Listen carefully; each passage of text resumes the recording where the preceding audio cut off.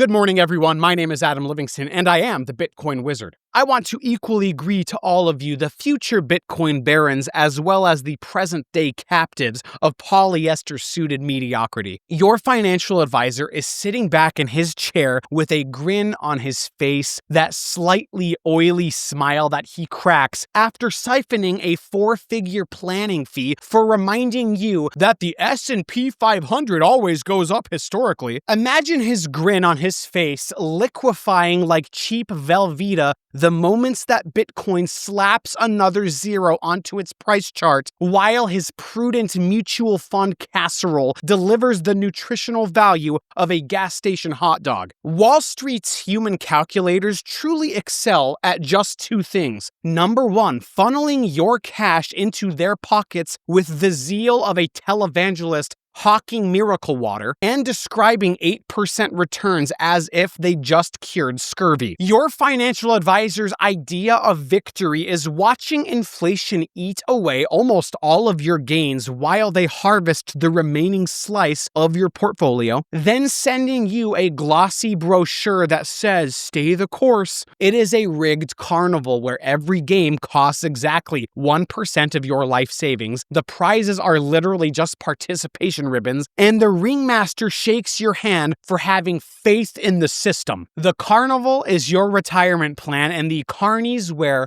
certified financial advisor pins. So today I'm here because I am the Bitcoin Wizard. I care about you, and I'm going to set fire to the whole Midway. I am going to expose the cult of fees and mock the sacred cow of index worship. And I'm going to explain why stacking Bitcoin turns you from a clown car passenger into the demolition derby driver that you want to be. Blow a kiss to the advisor who confused job security with vacuuming value from your bloodstream. The ride begins now. All right, kids, now let's lift the hood on your trusted advisor's money-sucking engine. The first gear is the 1% assets under management siphon. Every calendar flip, they skim roughly 1% of whatever you got. Standard practice straight from NerdWallet's price sheet. On a $500,000 nest egg, that is an annual $5,000 tribute, which is the financial equivalent of buying your broker a new Peloton every January. The second gear is the retainer hustle. If you want a custom plan,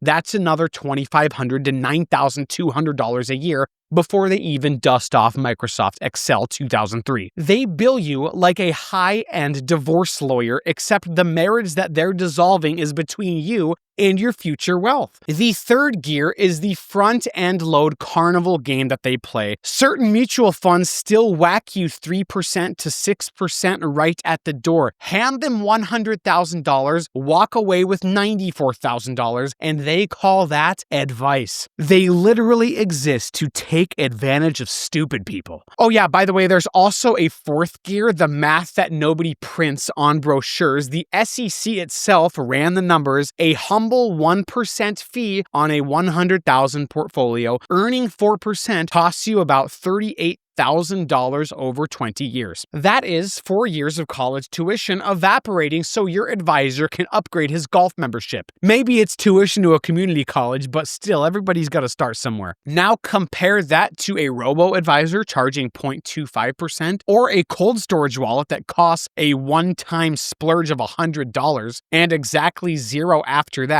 The contrast is pretty cartoonish, like paying Louis Vuitton prices for a brown paper bag. Remember, these fees are not potholes that you just hit one time. They are a freshly dug moat around your compounding engine. And every quarter, your advisor pours in more alligators. By the time that you notice, your portfolio is limping across the finish line while Bitcoin is lapping the track in a jetpack. So the next time Mr. 1%er tells you his value proposition, translate that into plain English. He values your money, and the proposition is that you give it to him. Let's talk about performance, the one thing that your financial advisor avoids like it's a subpoena from the SEC. First up is the brutal truth. Nearly 90% of these Ivy League touting, PowerPoint wielding mutual fund managers cannot even keep up with a mindless S&P index That's not my opinion, by the way. That is from the S&P Global's own SPIVA scorecard. Over the last decade, 89.5% of large cap funds underperform the index. That means your expert is losing to a dart-throwing intern with a Fidelity app and a hangover. Oh yeah, it gets worse. 91% lag the S&P over 20 years. 2 decades of hot stock picks, newsletters, and power lunch cameos, also you can finish dead last in a 3-horse race. You think institutional smart money is any sharper? Don't bet your lunch money, because in 2024, 2/3 of wrap accounts underperformed. These are the hedge fund cowboys, the ones who quote Warren Buffett while secretly reading Reddit for tips. But your advisor continues to sell you this fantasy where his deep research and proprietary models somehow crack the market code right before recommending you the same 4 funds he pitches to every other soccer dad and Pilates mom in the tri-state area. The odds of your advisor beating the index are so pathetic that Vegas would refuse to post them on the big board. You're paying Ferrari prices for a ride in a Honda Civic that can't even pass a Corolla on the highway, and they call Bitcoin risky. Isn't that hilarious? So the next time that your advisor brags about active management, just nod politely and ask if his returns even beat a basic S&P index fund. Watch his confidence evaporate faster than your portfolio in a meme stock crash.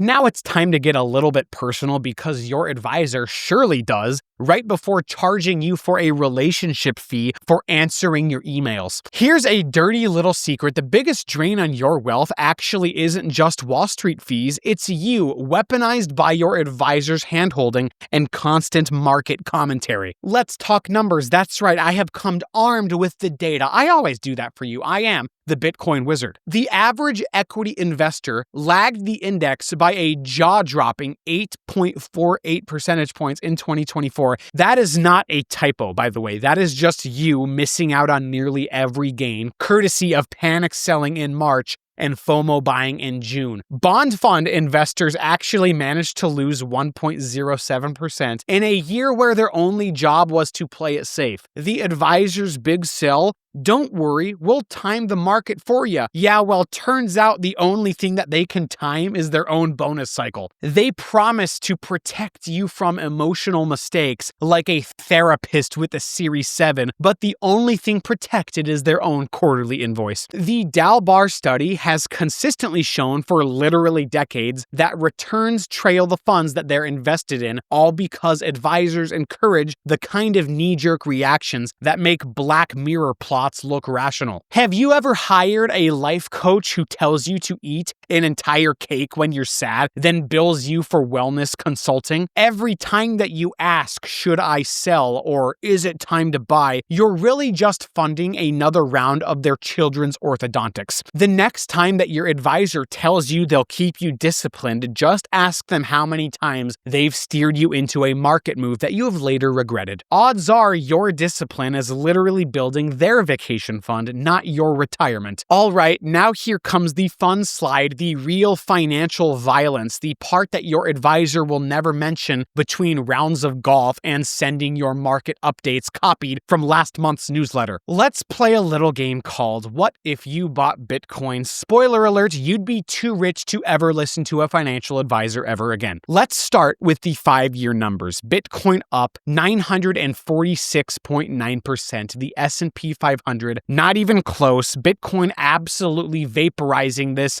diversified portfolio that your advisor swears by. If you zoom out to 10 years, well, the numbers become downright cartoonish. Bitcoin up over 47,700%. The S&P a measly 237% in comparison. You would have done better with a magic 8-ball and a hardware wallet than every mutual fund in your advisor's playbook. The average annual return every year since 2011 for Bitcoin, try over 100% per year. The S&P limps in at just over 10%, which is probably barely beating shadow inflation, if it's beating it at all. Yeah, look up M2 money supply debasement. That's the true inflation number, not your CPI fake dreams. So this means if you bought $10,000 of each a decade ago, you'd have about $4.7 million in Bitcoin and 33,000 in the S&P. Your advisor's strategy, just keep dollar cost averaging into the index. You're doing great. The opportunity cost here is not abstract. This is not my opinion. It's literally the difference between early retirement and waiting for Social Security checks to clear while your advisor is Snapchatting from Bali. And yet, after all of this, they'll look you dead in the eye and say, but Bitcoin is risky. Yeah, you know what's risky? Taking investment advice from someone whose portfolio chart looks like the EKG of a guy who's about to pass out in a Men's Warehouse. So the next time that your advisor chirps about historical returns, just hands them a Bitcoin price chart and ask if their index fund has ever had a decade like that. Watch their existential crisis set in. And the reason why all these firms still ban talking about Bitcoin outright is because knowledge about Bitcoin literally makes them irrelevant. Their ignorance is required to keep their jobs. They're absolute clowns, folks, absolute clowns. Let's break down the drag race between old school professional finance and cold, hard Bitcoin protocol. One of them has a turbocharged engine, the other is a 1992 Buick with 3 flat tires and a leaking gas tank. Your advisor's favorite phrase, our fee is just 1% annually, which sounds pretty tiny, right? Like a rounding error or a sneaky dessert that you think won't show up on the scale. But let's do the math because your advisor never will ever. You gotta remember, this 1% is an annual tap on your shoulder, picking your pocket year after year. After 15 years, this tiny fee quietly eats up about 15% of your total stack. That's before taxes and before inflation shanks whatever's left. For context, on a $500,000 portfolio earning 7%, you'll pay $106,000 in fees over 20 years. And that's if you win the market lottery and avoid their special underperforming funds. Now, let's look at Bitcoin, because that's a lot better. You buy a hardware wallet one time, maybe $100. After that, there's 0% annual fees, 0 middlemen, no relationship management charge. You are your own bank. The only hands in your pocket are your own. And if you lose money, it's because you fat-fingered your own seed phrase, not because Chad from Wells Fargo needed a new pool. This is the miracle of protocol over personality. Bitcoin charges you nothing for simply existing, while your financial advisor's service is a never-ending GoFundMe campaign for their kids' private school tuition. So the next time someone justifies their fee with access to sophisticated solutions, remind them that the most sophisticated solution of all is nobody charging you rent to hold your own money. Let's talk about the invisible serial killer creeping through your portfolio, inflation. Your financial advisor will hand you a chart with nice blue lines and tell you, look, your investments grew 9% this year, but here's the joke, so did the price of eggs, rent, and gas. If your portfolio is running in place while everything sprints away, congratulations, you are just the proud owner of monopoly money. Remember, CPI is fake. This number is totally wrong. Real inflation is way worse, but at a modest 3% fake inflation, that means that your dollar's purchasing power gets cut in half in 24 years. And this is why it's vital for you to buy Bitcoin, not for you, for your own children. I'm sorry, if you know this math, it's really inexcusable at this point. This is the fake number that they use to dress up how much you're being robbed, okay? And even if it's 2.5%, that means in 30 years, your purchasing power is deflated by half. Think about that. That literally means if you're not buying Bitcoin, your kids are screwed. Sorry, it's just true. So think about this. If your grand plan is to build wealth on a treadmill that just gets faster every year and your advisor's only advice is to keep jogging, you're doing great. You just need to imagine the real shadow inflation that is robbing your future and robbing your kids' soul. Those unreported price hikes in housing, healthcare, and education, some estimates putting it at 8% or higher, suddenly all of those double-digit S&P returns become as useful as a Blockbuster membership card. Your advisor is quietly celebrating his nominal gains, and Bitcoin is laughing in the face of inflation every single block. A fixed supply, programmable scarcity, zero chance of Jerome Powell ever waking up with a hangover and deciding to print another $8 trillion. Every time your advisor dismisses Bitcoin as too volatile, what they're really saying is, I'd rather keep you sinking in quicksand as long as I get my cut. So if your advisor's solution to inflation is to diversify harder, ask them how they're beating money printing when the printer never stops. Bitcoin is the only asset where the rules never change, the supply can't be diluted, and your time isn't being stolen by silent thieves in expensive suits. Alright, let's bring this home. If you remember nothing else from this, today remember your financial advisor is not your friend. He's a guy who brings a life vest to your sinking ship, then invoices you for hourly consulting. Step 1. Fire the fee leech. Send a breakup email to him. No tears, no long goodbyes, just a simple, I've decided to pursue my own financial freedom. Bonus point if you sign it, future Bitcoin billionaire. Step 2. Auto buy Bitcoin every day. Don't overthink it. Don't wait for your advisor to research the blockchain sector on CNBC.com. Just stack, set it, forget it, and let your advisor ponder why his diversified ETF model hasn't made him rich. Step 3 is self-custody. This is not the time for half measures. Take your coins off the exchanges, learn to use a hardware wallet, and tattoo your seed phrase onto your memory. Not your arm, don't be that guy. If you're not holding your own keys, you're just sponsoring someone else's vacation. And number 4 really is actually just sleep like a baby. When your ex-advisor calls you to touch base or see how you're progressing, thank him for motivating you to make the smartest trade of your life, and politely suggest he look up protocol in the dictionary. Let the rest of the world enjoy their annual fee increases, print-driven inflation, and Excel-based therapy sessions with Chad from Wells Fargo. You're in the Bitcoin era now. The only person that you pay is yourself. Now remember, this is not financial advice, obviously. That would totally be illegal. You should totally listen to your idiot financial advisor instead. Remember, if you do the opposite of everything a certified financial advisor tells you, you might finally start winning the game. I'm only using math and data in my analysis here. I'm totally not making up all the stuff at all. And now I really want to end this by just fast forwarding a few years. Think you sipping iced coffee in a paid-off house, checking your Bitcoin wallet while everyone else is arguing about the next Fed rate hike. And your old financial advisor, he's still emailing quarterly updates about how your X portfolio is well positioned for long-term growth, right before asking if you'd like to join his new crypto education seminar